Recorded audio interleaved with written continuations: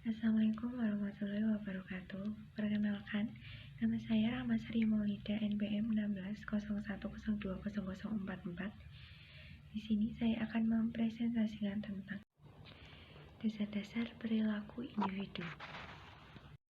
Dasar perilaku individu dalam organisasi, yaitu yang pertama, perilaku individu sangat dipengaruhi oleh tempat di mana dia berada atau berinteraksi. Yang kedua, masing-masing lingkungan memberikan ciri khas bagi perilaku individu yang terlibat di dalamnya. Yang ketiga, dalam organisasi penting bagi sumber daya manusia untuk memahami perilaku organisasi. Ketiga-tiganya tersebut bermanfaat bagi pengambilan keputusan sumber daya manusia. Dasar-dasar perilaku individu ada 5, yaitu yang pertama ada karakter biografis. Yang kedua, ada kemampuan intelektual. Yang ketiga, kemampuan fisik. Yang keempat, kepribadian.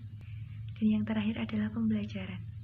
Pertama adalah karakteristik biografis atau biographical characteristic, yaitu meliputi berbagai hal seperti usia, jenis kelamin, ras, dan etnis yang bersifat objektif atau sikap yang lebih pasti ataupun bisa diyakini keasliannya dan mudah diperoleh dari catatan individual atau personal. Karakteristik yang mudah dinilai seperti usia, jenis kelamin, ras, dan etnis itu merupakan keragaman level permukaan. Karena dalam keragaman level permukaan ini tidak melibatkan pemikiran atau perasaan. Jika memperhatikan perbedaan dalam nilai-nilai kepribadian, itu bisa disebut sebagai keragaman level dalam. Biografi pertama ada usia. Keyakinan bahwa semakin tua seseorang, produktivitasnya semakin merosot tidak selalu benar. Karyawan tua mempunyai tingkat kemangkiran yang dapat dihindari dan lebih rendah dari karyawan usia muda. Semakin tua, semakin kecil kemungkinan berhenti dari pekerjaan karena semakin terbatasnya pekerjaan alternatif.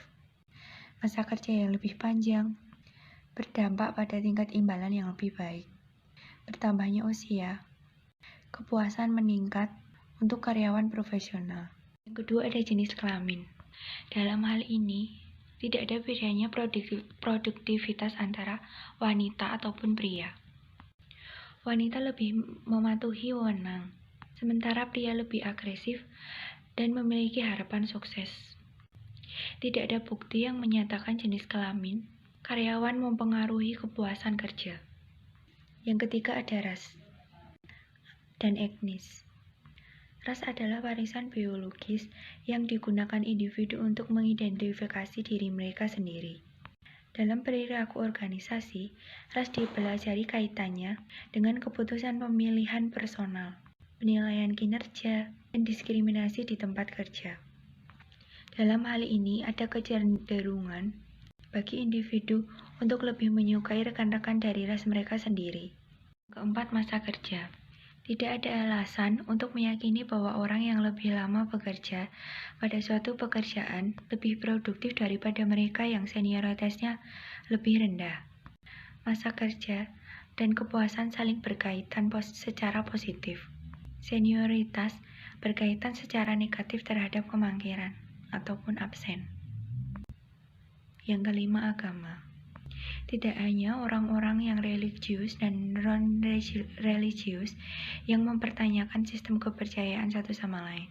Seringkali, orang-orang dengan kepercayaan yang berbeda berkonflik. Kepercayaan dapat menjadi suatu isu pekerjaan saat kepercayaan agama melarang ataupun mendorong perilaku tertentu. Yang keenam ada status perkawinan. Status perkawinan memiliki dampak pada perilaku dan kinerja karyawan. Karyawan yang menikah cenderung lebih sedikit absensinya, turnover atau perputaran pekerja yang lebih rendah, dan lebih memiliki kepuasan kerja daripada karyawan bujangan. Tidak ada cukup bukti efek status pernikahan pada produktivitas. Kemampuan intelektual. Kemampuan atau ability adalah Kapasitas seseorang individu untuk melakukan berbagai macam tugas dalam sebuah pekerjaan. Kemampuan intelektual atau intellectual ability, yaitu kapasitas untuk melakukan aktivitas mental seperti berpikir, penalaran, dan memecahkan suatu masalah. Dimensi kemampuan intelektual ada 7. Yang pertama adalah kecerdasan angka, yaitu kemampuan untuk melakukan aritmatika yang cepat dan akurat. Contoh pekerjaannya adalah seorang akuntan, yaitu menghitung pajak penjualan atas rangkaian item. Yang kedua ada komprehensi verbal, yaitu kemampuan untuk memahami apa yang dibaca atau didengar dan hubungan antar kata. Contoh pekerjaannya adalah manajer pabrik, yaitu mengikuti kebijakan perusahaan dalam perekrutan.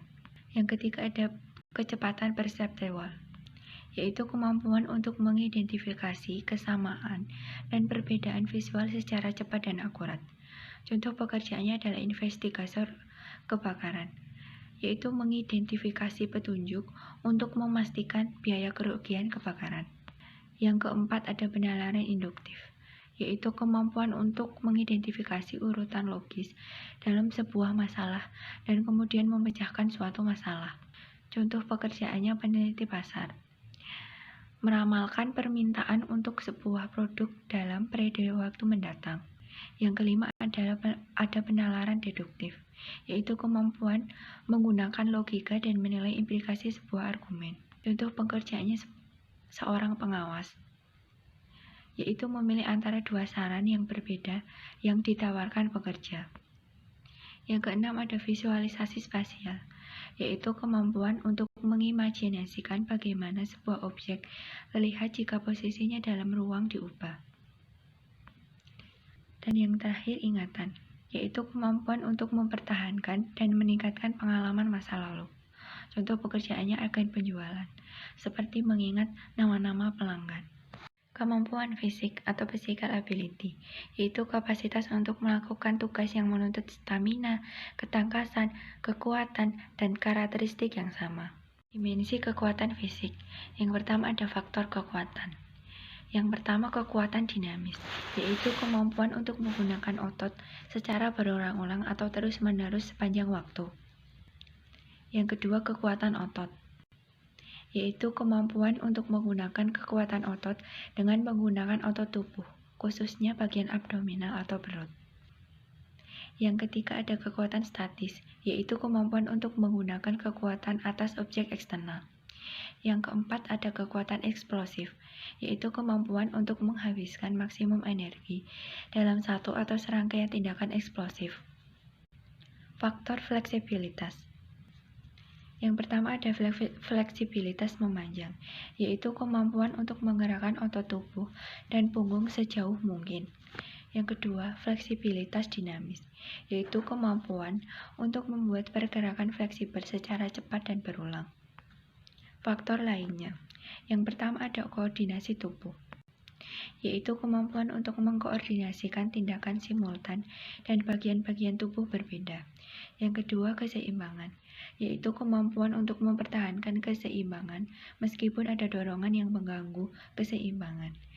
Yang ketiga, stamina, yaitu kemampuan untuk melanjutkan usaha maksimum yang membutuhkan usaha panjang. Kinerja akan meningkat apabila ada kesesuaian pekerjaan dengan kemampuan. Karyawan akan gagal apabila mereka kekurangan kemampuan yang disyaratkan. Kemampuan intelektual atau fisik diperlukan untuk kinerja yang memadai. Pada suatu pekerjaan, bergantung pada persyaratan kemampuan dari pekerjaan itu. Bila kemampuan jauh melampaui persyaratan, pekerjaan bisa jadi kinerja akan memadai, serta kemerosotan dalam kepuasan kerja. Kepribadian atau personality. Kepribadian adalah keseluruhan cara seorang individu dalam bereaksi atau berinteraksi dengan orang lain. Di samping itu, kepribadian sering diartikan sebagai ciri yang menonjol pada diri individu. Berdasarkan psikologi, Gordon Allport menyatakan bahwa kepribadian sebagai suatu organisasi, yaitu berbagai aspek psikis dan fisik yang merupakan suatu struktur dan sekaligus proses. Jadi, kepribadian merupakan suatu yang dapat berubah. kepribadian secara teratur tumbuh dan mengalami perubahan. Faktor-faktor pembentuk kepribadian.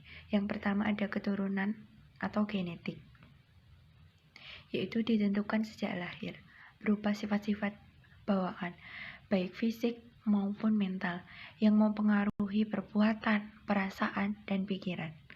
Yang kedua, lingkungan, berupa budaya, norma, atau nilai di mana seseorang dibesarkan dalam lingkungan, seperti keluarga, teman, kelompok sosial, ataupun masyarakat. Yang ketiga, situasi. Kepribadian orang bisa berubah-ubah akibat perubahan situasi atau konteks tertentu. Artinya, kepribadian bisa direkayasa atau dirubah dan berubah, misalnya dengan proses pendidikan atau belajar. Pembelajaran adalah setiap perubahan yang relatif permanen dari perilaku yang terjadi sebagai hasil dari pengalaman. Pembelajaran mempunyai beberapa komponen, yaitu yang pertama, belajar melibatkan perubahan. Perubahan itu bisa berupa positif ataupun negatif. Positif contohnya, misalnya nilai pada semester kemarin kurang memuaskan atau anjlok. Kemudian, kita berusaha untuk memperbaikinya di semester ke depan agar nilainya bisa membaik. Perubahan negatif itu contohnya, kita tidak berusaha untuk memperbaiki kesalahan di masa lalu dan terus mengulang kesalahan tersebut. Yang kedua, perubahan itu harus relatif permanen, atau tetap, atau secara terus-menerus dan bertahap. Yang ketiga, adanya perubahan perilaku. Sebab apabila terjadi perubahan, jika tidak diiringi atau diimbangi dengan perubahan perilaku, bisa dikatakan bukan merupakan sebuah pembelajaran. Dari pembelajaran, yang pertama, pengkondisian klasik dapat diartikan sebagai suatu tipe pengkondisian di mana seorang individu menanggapi beberapa rangsangan yang tidak akan selalu menghasilkan respon semacam itu. Yang kedua, pengkondisian operan diartikan suatu tipe pengkondisian di mana perilaku sukarela yang diinginkan menyebabkan suatu ganjaran atau mencegah suatu hukuman. Yang ketiga, pengkondisian sosial diartikan sebagai seorang yang dapat belajar lewat pengamatan atau pengalaman secara langsung. Sekian presentasi dari saya. Bila ada salah kata, saya mohon maaf yang sebesar-besarnya. Wassalamualaikum warahmatullahi wabarakatuh.